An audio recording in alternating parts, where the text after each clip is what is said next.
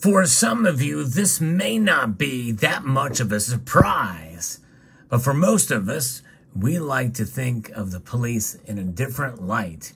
And I think the victim of this crime feels the same way.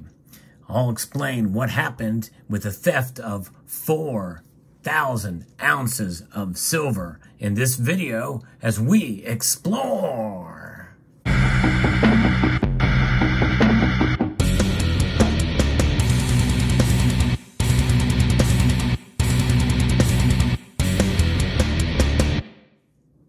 Cyber Curtain Twitcher shared with me a link to a video that I'm going to link in the description below that talks about a heist. That's right, literal highway robbery done in broad daylight.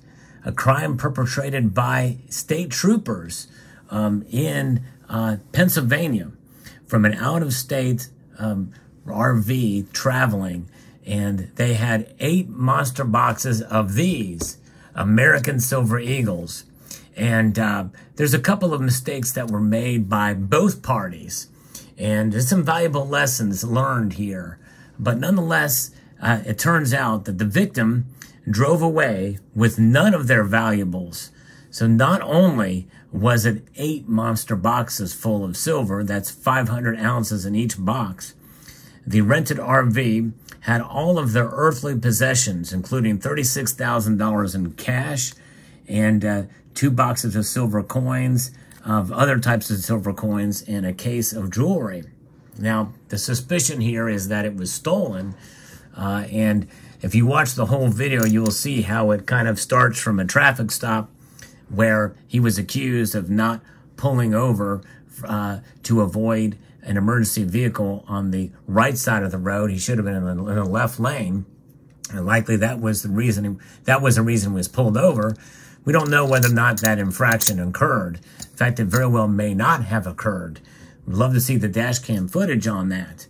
And then they opted to search the vehicle with his consent, although he really only after the consent was given, after the drug-sniffing dog went around the vehicle and apparently an alarm went off for the dog, and they searched the vehicle. Now, no drugs were found, only the silver, the cash, and the jewelry, which on the surface, if you're a police officer, that might seem a little bit suspicious. However, it's just that.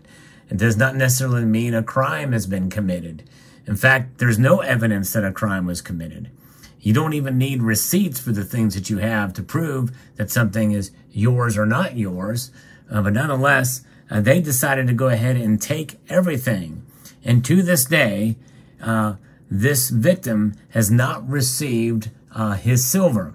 However, there was a letter that was given that essentially extorted the victim with a 60 or 40%. It was a 60-40 split where they keep a certain amount. He should get every ounce of his silver back, in my view, if he's innocent. But nonetheless, this is an example of you have to prove your innocence before you're charged. It's just insane, in my view. Now, some of you have said, and we've talked about this in prior videos about precious metals crimes. And by the way, I'm going to chalk up this one in the precious metals crimes category. But some of you say that, well, police just they can search and they can take whatever they want in these mobile vehicles seizures, and it's happened before, and it's nothing new in this regard. And I'm curious if you are, and I have several police officers or law enforcement officials that watch this channel from time to time, and I'm really interested in what your thoughts are on this. Do you think the police were out of line? Again, I'm going to post a link to the video in the description below. This is not the raw video, but this is from another channel that Cyber Curtain Twitcher shared with me that gives some commentary as to this. Now, is there an evidence of a crime? Do we know the full story? Even a video like this, which is relatively long, it is edited. There is another link that has the full video, and I'll watch part of that, but not all of it. But there may be some things that are missing here. I always kind of like to give the police the benefit of the doubt, because so often we see in some cases where the full picture is not given. And you can take some things out of context very easily, even with video like this. But the full video was posted. The person who operates this channel, I would hope, would have done his due diligence. But nonetheless, I think there's enough here that we can make the assessment that it seems to be an injustice that his silver was taken. And after 3 years, by the way, over 3 years since this incident occurred, he has not received his silver back, none of it, or his valuables, and is on the hook for some loans and the like. And it seems to be a pretty egregious case in my view. And we know it involves precious metals. And there's been, on the other side, there has been some accusations that certain state troopers will pull over out-of-state vehicles in hopes that they find the jackpot like this so they can take their goods, and they're left with very little recourse legally in order to recover without spending thousands of dollars. In some cases, much more than you would get if you were to, than the valuables that were taken. So you think about it. They know it's an uphill legal battle for innocent victims of things like this to fight to get your silver back. In this case. And so they know that people aren't going to just take the time to do it. Time, energy, time is money, and then the expense of lawyers and the like. Most people aren't going to fight that. And if that's the case, that's a true travesty. And it's only going to take videos like this to expose that kind of corruption in law enforcement. And again, I am very much pro law enforcement. And I would love to hear both sides of the story for those that are in law enforcement. Maybe there's even some law enforcement that were involved in this case. There's several officers here. There's an initial trooper that was kind of the head of this who made the decision to have these things loaded, these monster boxes. You see in the video clearly, most of us who are stackers immediately recognize the green monster boxes, just like the green lids here. But some of these pieces, they're pretty recognizable. And so you see 8 of them that they load up there in the back. That's a lot. And the thing is, it's innocent until proven guilty. And your private property is sacred in my view and should not be taken. And that vehicle, as far as I'm concerned, is a private property. Now, the victim made the mistake of actually talking to the officers. You give too much. They had conflicting stories between the 2 people that were in the vehicle, the gentleman and his girlfriend at the time. And so they had some conflicting stories. So that left us some suspicion there, and that led them to believe that it was stolen without any actual evidence of a crime that it was taken or not. They didn't have anything that could tell them whether or not there was no warrants out. They were pulled over for a very minor infraction that they may not have even committed. So there's that. But the bigger picture here is that, if this is something truly that is happening upon state officers, state troopers, and police in general, that's a pretty sad state. And if it's been happening long enough, but again, I want to see both sides of the story. But the thing is your words can incriminate you, and police officers ask a lot of questions in some of these stops, and they want to get an idea, I guess, to see if there's anything, suspicious or whether it's going on, whether or not you've been drinking or that type of thing. You can understand that. And this gentleman, he sees the police as good guys. And so you want to give them information. You want to give them what they're asking. You want to be cooperative. It's being cooperative. I would have probably have done the same thing. But the thing is, in this day and age, it seems like if there's this kind of corruption, I'm going to be less likely to talk if I'm pulled over for anything. If they pull over and say, well, where are you coming from? Where are you going?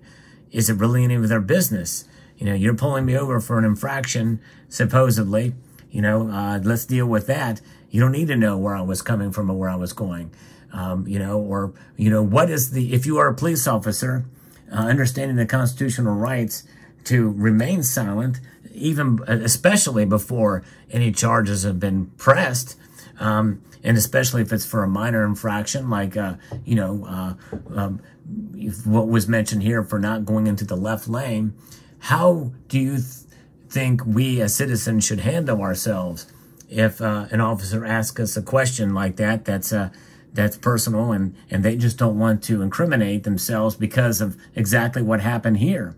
And this guy very well could be completely innocent. However, there may be some things I'm not seeing in this video. I didn't watch the full, well over hour-long raw video, too. And there could be something left out there. However, I think this other person's channel is big enough that if he left out some very crucial information, he would be lambasted in the comments section. And I'm not seeing that here. But I'm very curious to see how this thing plays out. It's quite an interesting and unfortunate incident. It's a lot of silver. It's a lot of hard work and time and energy bought and paid for. And apparently these people really needed it in order to get a house or whatever. I didn't get all the details, but they were moving everything over to, I guess, New York or where they were going. And apparently they were involved in the jewelry and silver business or what have you. I'm not sure exactly the details there too. I watched most of the video that was sent to me, and I encourage you to check it out too, and maybe even the raw video if you get a chance and get time. Maybe you can decipher things from that. But I'm very curious, especially from the law enforcement perspective. Again, I'm very pro law enforcement, and I have a tendency to give them the benefit of the doubt in situations like this. But from what I've seen from this, and I've studied it fairly close, and since it was shared with me, and it really does seem like, especially using the officer's own words, that this seems to be unnecessary and really an injustice, especially after all of these years. Reading comments from the other video, the victim says to this day he's not received any of the silver back, and that's unfortunate. And to me, that's intolerable and an injustice, and it should be rectified. And I really do hope that this gets settled soon. And but let me know what your thoughts are in the comment section below. Literal highway robbery, it seems.